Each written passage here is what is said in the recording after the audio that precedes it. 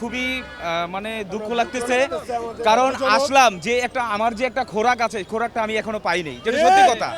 কারণ আমার মনের খোরাক ব্যথা আমি এখনো যাই নাই। কারণ আজকে যখন ফিলিস্তিনির মুসলমানরা নির্যাতিত নিপীড়িত, তারা আজকে হামলায় তাদের ঘর নাই, বাড়ি নেই। আজকে তো আমরা অনেক ভালো আছি।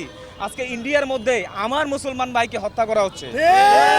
আজকে ইন্ডিয়ার মধ্যে আমার মুসলমান ভাইকে মসজিদ থেকে ধাক্কা মেরে বের করা হচ্ছে। কেন? আজকে যদি আমি প্রকৃত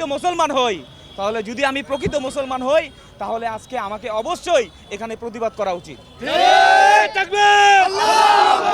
ইসরায়েলরা যেভাবে অত্যাচার, নিপীড়ন, হত্যা চালাইতেছে, সেগুলো অনতিবিলম্বে জাতিসংঘের মাধ্যমে এবং সারা বিশ্বের সকল মুসলমানদের একটাই দাবি, তাদের উপর এসব নির্যাতন বন্ধ করা হোক। আমরা আসছি কিছুক্ষণ হয়েছে, এত দূর পর্যন্ত আমরা এখনো জানতে পারি নাই, তবে আজকে আর হওয়ার সম্ভাবনা নাই সম্ভবত। কেন এই প্রোগ্রামটা হলো না?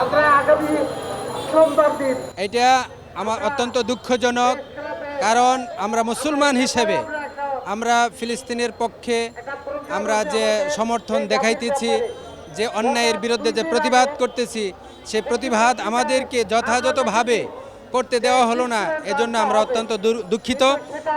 আমি মনে করি সেটা বর্তমান সরকারের ব্যর্থতা।